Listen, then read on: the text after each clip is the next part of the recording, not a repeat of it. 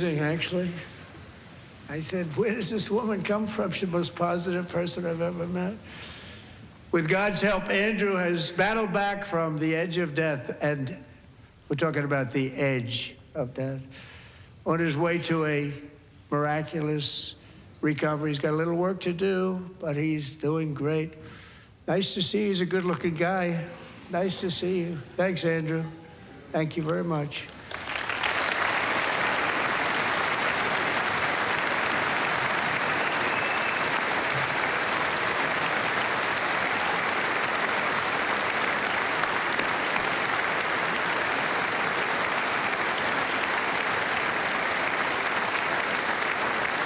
So, Andrew, while you're up, now I'm going to ask a highly respected General James Seward to present Staff Sergeant Andrew Wolf and the great family of Sarah Beckstrom with the award created by our late, great President George Washington himself. It's called the Purple Heart.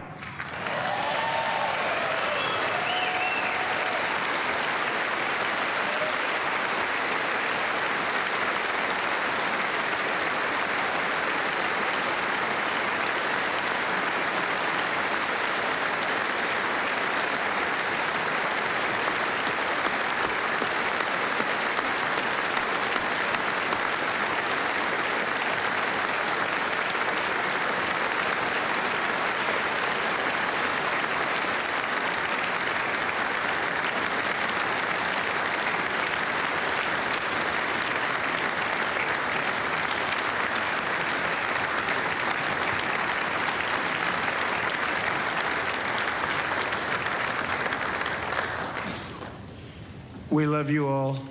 Love you. We're proudly restoring safety for Americans at home, and we are also restoring security for Americans abroad. Our country has never been stronger. My first 10 months, I ended 8 wars, including Cambodia. Isn't it funny? Sick people. Cambodia and Thailand, Pakistan and India. Would have been a nuclear war. 35 million people said the Prime Minister of Pakistan would have died if it were not for my involvement. Kosovo and Serbia, Israel and Iran, Egypt and Ethiopia, Armenia and Azerbaijan, the Congo and Rwanda, and of course the war in Gaza, which proceeds at a very low level. It's just about there. And I want to thank Steve Witkoff and Jared Kushner for your help. Thank you, Steve. Thank you, Jared.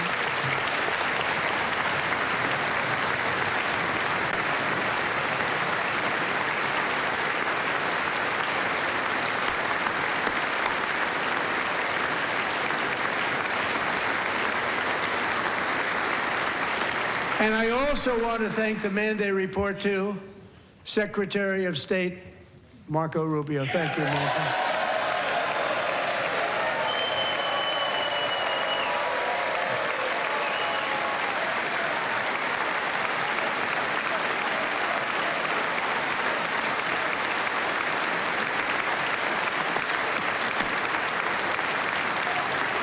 People don't like you. You know, Marco got 100% of the votes when he was in confirmation. I think our next one was about 54%. And some of the Democrats are now saying, I can't believe we approved that guy. And he said it's an honor that they feel that way, right, Marco? You have done a great job, great Secretary of State. I think he'll go down as the best ever.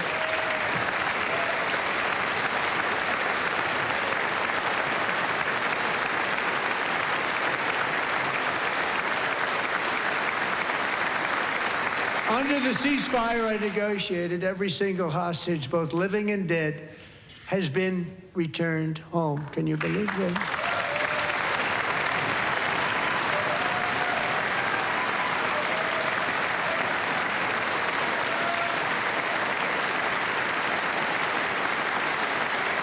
Nobody thought it was possible. Nobody thought that was possible. Both living and dead, and those parents who had a dead son, their boy, they'd always tell me their boy, they wanted him as much as though he were living.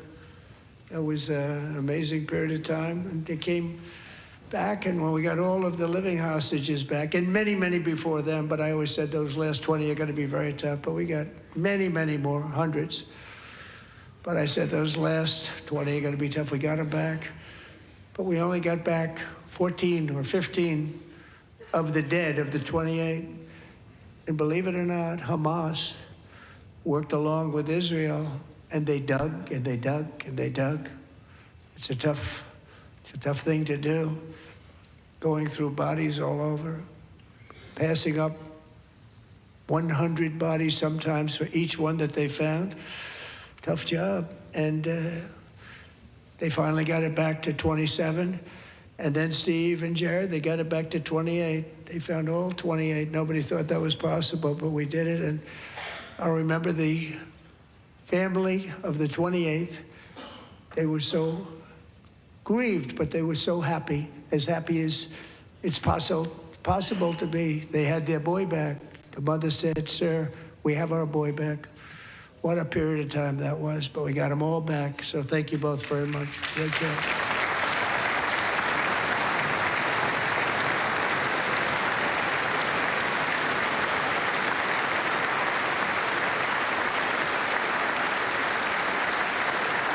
And we're working very hard to end the 9th war, the killing and slaughter between Russia and Ukraine, where 25,000 soldiers are dying each and every month. Think of that, 25,000 soldiers are dying a month.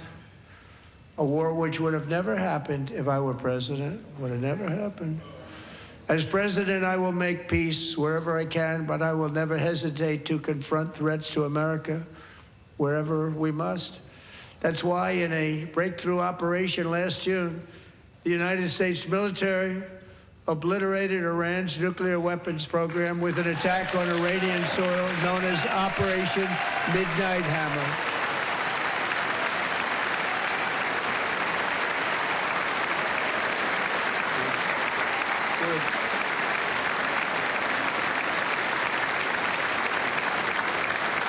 For decades, it had been the policy of the United States never to allow Iran to obtain a nuclear weapon. Many decades. Since they seized control of that proud nation 47 years ago, the regime and its murderous proxies have spread nothing but terrorism and death and hate. They've killed and maimed thousands of American service members and hundreds of thousands and even millions of people with what's called roadside bombs. They were the kings of the roadside bomb. And we took out Soleimani. I did that during my first term. Had a huge impact. He was the father of the roadside bomb.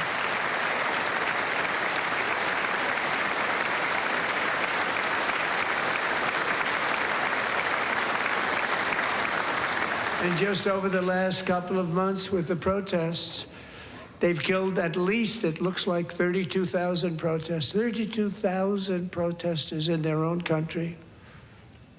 They shot them and hung them. We stopped them from hanging a lot of them with the threat of serious violence. But this is some terrible people. They've already developed missiles that can threaten Europe and our bases overseas, and they're working to build missiles that will soon reach the United States of America. After Midnight Hammer, they were warned to make no future attempts to rebuild their weapons program, and in particular, nuclear weapons. Yet they continue, starting it all over. We wiped it out, and they want to start all over again, and are at this moment again pursuing their sinister ambitions. We are in negotiations with them. They want to make a deal, but we haven't heard those secret words. We will never have a nuclear weapon. My preference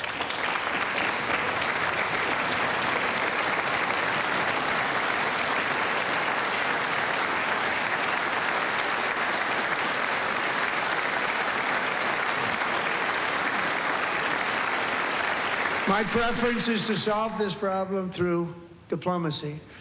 But one thing is certain, I will never allow the world's #1 sponsor of terror, which they are by far, to have a nuclear weapon. Can't let that happen.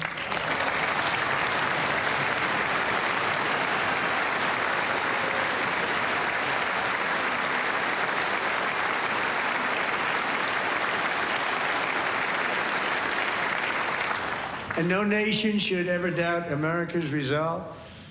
We have the most powerful military on earth. I rebuilt the military in my first term. We're going to continue to do so. Also, we just approved a $1 trillion budget. We have no choice. We have to be strong because hopefully we will seldom have to use this great power that we built together. It's really called peace through strength, and it's been very, very effective.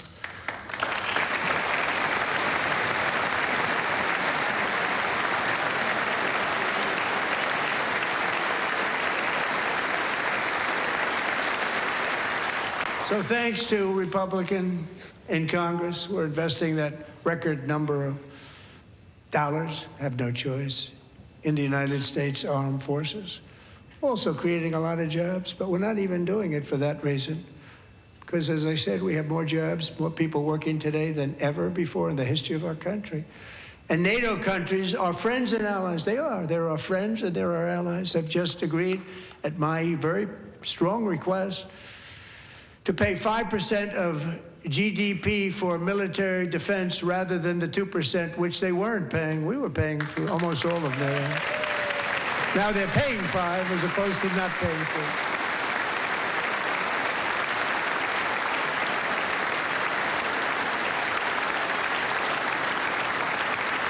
4. And getting that 5% was something which everyone said would never be done, could not happen. We got it really easily with one meeting. And big difference between 2% that's not paid. We were paying the freight of many of them. Very few were paid up.